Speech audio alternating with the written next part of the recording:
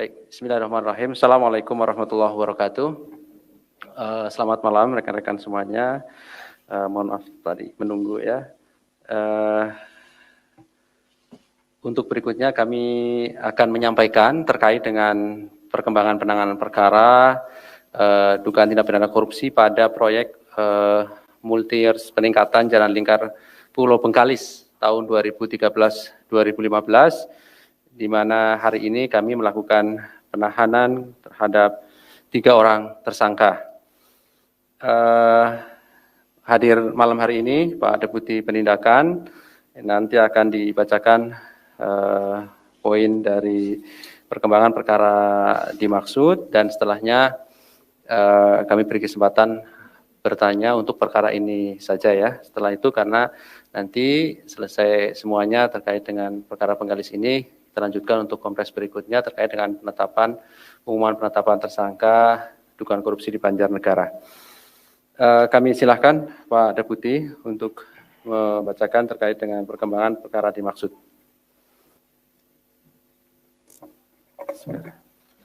Assalamualaikum warahmatullahi wabarakatuh. Selamat malam, salam sejahtera untuk kita semua. Yang saya hormati rekan-rekan media, malam ini yang kedua kita konferensi pers tentang penahanan tersangka. Baik, akan saya sampaikan. Hari ini kami akan menyampaikan perkembangan penyidikan terkait tindak pidana pada proyek multi-years peningkatan jalan lingkar Pulau Bengkalis, Kabupaten Bengkalis tahun anggaran 2013 sampai dengan 2015. KPK sebelumnya telah menetapkan 10 orang tersangka, yaitu MN, PPK, TAK, PPK, IKS, PS, DH, FT, MN, dan kawan-kawan ya, mohon maaf.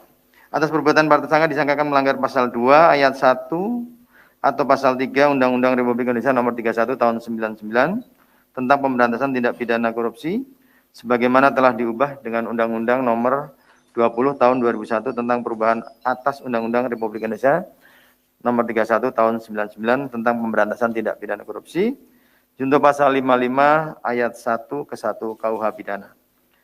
Untuk kepentingan penyidikan, setelah memeriksa saksi sebanyak 101 orang, terdiri dari pejabat terkait penganggaran, pejabat terkait pengadaan, pejabat terkait lelang proyek, pejabat terkait pelaksanaan proyek, maupun pihak swasta. Dilakukan upaya paksa terhadap penahanan untuk 20 hari pertama terhitung mulai 3 September 2021 sampai dengan 22 September 2021 sebagai berikut. Tersangkanya adalah DH, ditahan di rutan KPK Gedung Merah Putih, FT, ditahan di rutan KPK Cabang Pomdam Jaya Guntur, TAK, ditahan di rutan KPK pada Kafling C1. Dan sebagai antisipasi COVID, dilakukan isolasi mandiri bagi para tersangka di rutan masing-masing agar tidak terjadi penyebaran COVID di lingkungan rutan KPK. Konstruksi perkaranya, DH dan TAK dalam proses pelaksanaan pekerjaan peningkatan jalan lingkar Bukit Pulau Bengkalis, Kabupaten Bengkalis berperan aktif dalam memanipulasi penyusunan berbagai dokumen proyek seolah telah selesai dikerjakan 100%, sehingga bisa dilakukan pencairan pembayaran termin terakhir di akhir Desember 2015, di mana saat itu belum dilakukan serah terima pertama pekerjaan.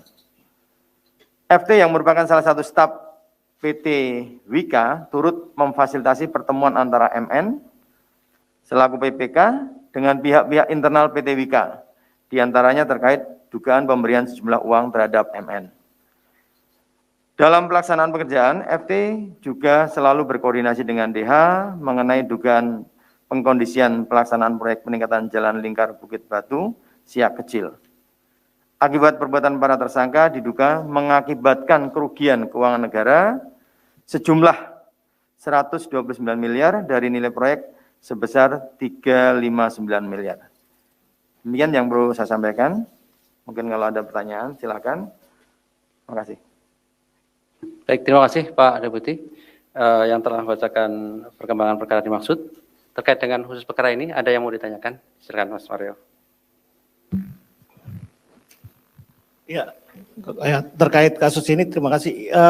Ini aja nih, kenapa mesti tahapannya agak lama gitu, bahwa kasus ini juga ya cukup memakan waktu kan, dari awal penetapannya hingga kini sudah ada lebih dari 10 ya. Nah, ini apa yang menjadi kendala? Apakah memang masih menunggu misalkan adanya audit dari BPK terkait pengadaan nilai kerugian negara? Nah, terus ini kan potensinya selalu kerap ketika ada proyek-proyek pengerjaan di PUPR itu selalu melibatkan perusahaan konstruksi BUMN. Dan bagaimana KPK sih melihat semacam kebiasaan seperti ini? Dulu ini kan ada namanya Budi Karya atau siapa itu yang dulu di PT Adikarya pindah ke PT HK, pindah lagi. Nah, orangnya itu aja nih udah semacam lingkaran setan di wilayah konstruksi. Sekarang nih orang Wika nih, besok orang apa lagi nih? Bagaimana KPK melihat pola-pola seperti ini? Apakah tidak ada semacam pengawasan yang melekat atau memang harus dikocok ulang nih semua konstruksi yang ada di bawah? Ya, kemarin kan baru satu nih tersangka dari korporasi Nindya Karya. Apa perlu nih di TSK korporasi sekalian nih, Wika, HK semua nih, atau bagaimana? Silakan Pak Deputi. Ya, baik, terima kasih Mas Mario. Ada lagi terkait dengan perkara ini dulu ya? Kalau tidak ada, mungkin cukup satu dulu Pak. Terima kasih. Mungkin nanti lebih seru kalau pada saat Pak Ketua nanti ya. Pertanyaannya disimpan aja. Baik. Yang berkaitan dengan masalah ini kenapa lama ya, kembali dulu ketika KPK awal berdiri itu kasusnya sederhana-sederhana. Pengadaan barang jasa seperti misalnya pembelian satu item barang ya, atau satu bangunan. Nah, ini kalau proyek jalan itu kan nelisiknya agak lama, apalagi ini multi years ya, bertahun-tahun, tidak hanya 1 tahun.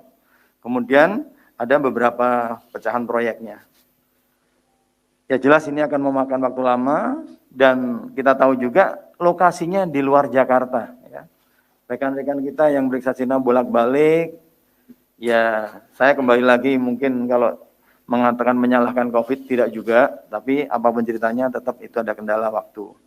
Karena pada saat 2020 ini memang dikejar untuk segera selesai, tapi kenyataannya over target, di 2021 masih berjalan. Karena kalau nggak salah rangkaiannya tidak hanya satu LKTPK atau beberapa surat perintah penyidikan. Nah, memang kalau dikatakan kendala seperti BPK itu sebenarnya tidak kendala juga, karena hanya kita koordinasi, mereka banyak melayani APH, baik dari kejaksaan maupun dari kepolisian dan KPK. Itu tentunya hanya proses saja, nggak terlalu, bukan sebagai faktor kendala. Nah, kemudian sebenarnya kenapa BUMN turun di proyek-proyek daerah?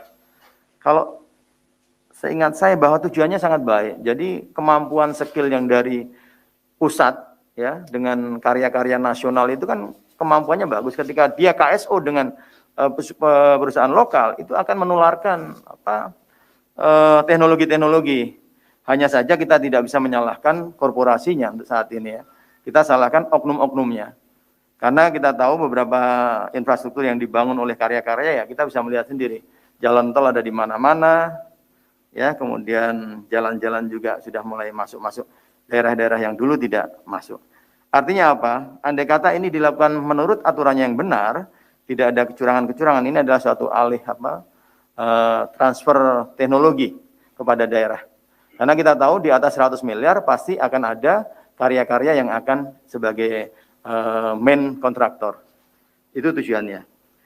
Nah, kalau memungkinkan ini, ya sebenarnya dengan adanya Wijaya Waskita Karya kemarin kita ungkap, dan di sini ada Wijaya Karya, Tentunya bagi rekan-rekan direksi, karya-karya langit ini menjadi proses pembelajaran agar jangan sampai terulang dan perlu pengawasan terhadap para manajer-manajer yang bekerja di daerah-daerah tertentu sebagai pengendali proyek. Kemudian ini ada kerjasama dengan Kedeputian Pencegahan. Kami kalau selesai dalam kasus-kasus ini, kami bikinkan resumenya atau kronologis rangkaian ceritanya. Kemudian dikasihkan kepada pencegahan, dievaluasi dan dianalisa. Faktor-faktor apa penyebab terjadinya kecurangan-kecurangan ini? Kalau ini memang sudah menjadi pola, ya kita akan sampaikan kepada Menteri PU. Ini begini. Cara mencegahnya, ya mungkin adanya peraturan-peraturan yang lebih diperketat. Mungkin seperti itu, karena ini memang dalam proyek bersama antara penindakan dengan pencegahan itu di situ. Nanti diberikan kajian-kajian, diberikan masukan-masukan, rentan celah-celah terjadinya penyimpangan di mana akan disampaikan oleh Kedeputian Pencegahan. Kami hanya memfeeding beberapa kasus dengan resume-resume yang telah selesai dilaksanakan. Mungkin itu, Mas Mario. Oke, cukup ya Mas Mario ya. Jadi izin menambahkan sedikit Pak. Jadi terkait dengan proyek peningkatan jalan di Bengkalis ini, sebagaimana pernah kami sampaikan, ini kan ada 4 proyek ya, yaitu lingkar Bukit Batu Siak kecil, kemudian lingkar Pulau Bengkalis ya, yang ini tadi kami sampaikan, kemudian jalan lingkar Barat Duri dan jalan lingkar Timur. Memang beberapa pihak yang ditetapkan sebagai tersangka kan memang ada beberapa yang terkait dengan proyek-proyek yang lain. Nah, jumlah total keseluruhannya itu kan 475 miliar kurang lebih kerugian keuangan negara, sehingga kami juga menyelesaikan perkaranya ini per kasus atau per proyek begitu ya. Kemarin kan yang terakhir ada sekarang sudah proses persidangan ya, tersangka, kemudian itu yang Siak kecil. Nah, kita tingkatkan lagi perkara ini, kemudian kami tahan untuk yang lingkar Pulau Bengkalis begitu ya. Gitu ya Mas Mario ya. Jadi bukan berarti kemudian langsung suruhan, memang kita supaya lebih jelas penanganan perkaranya ya, dan persidangannya pun juga nanti mengikuti perkara yang sudah selesai dan nanti dilanjutkan oleh perkara yang lain gitu. Itu ya Mas Mario ya. Ya. Perkara ini kalau dilihat kami banyak ini yang proyeknya, tidak satu. Ya, 4 proyek tadi itu. Apakah ini berhenti setelah di 3 tersangka ini atau masih dimungkinkan dibuka pengembangan? Kami misalkan dulu kemarin sempat diperiksa tuh Iya. Ini kan menarik. Ini apakah memang dari banyaknya proyek itu berhenti pada 3 tersangka ini, apa dimungkinkan misalkan ada keterlibatan anggota dewan yang kapal, ada pihak ketiga yang masuk ini, itu gimana? Hari itu mungkin ada kemungkinan pengembangan. Begini. Kalau ini kasusnya kasus pasal 2 dan pasal 3, kembali nanti akan dilihat ya keterlibatan, kalau misalnya memang di situ ada subkon atau ada suapnya juga. Ya tapi kalau suap kalau sudah lama biasanya suap itu paling update kalau dengan OTT. Kalau dengan kayak gini kecuali ada transferan, pembuktian ada mungkin dokumen-dokumen bisa berbicara seperti itu, ya tetap akan kami lakukan pengembangan ya. Artinya kembali kita tetap pada ketercukupan alat bukti. Kita tidak bisa memang kelihatannya wah gambaran ini yang melibatkan ini, tapi kenyataannya setelah didalami ya seperti ini kondisinya ya. Ya mudah-mudahan aja, yang penting ini selesai dulu semuanya. Kalau ada pihak-pihak lain yang terlibat, seperti misalnya pemenang PTX tapi yang melaksanakan ternyata subkon, ini juga nggak betul juga kalau memang ada seperti itu. Nanti kita lihat bagaimana hasil penyelidikan dan penyidikan yang sudah dilaksanakan. Terima kasih. Oke, terima kasih ya Mas Mario. Terima kasih rekan-rekan semuanya. Kita selesai, nanti setelah ini dilanjutkan kalau sudah selesai. Baik, terima kasih Pak Deputi dan rekan-rekan semuanya. Assalamualaikum warahmatullahi wabarakatuh.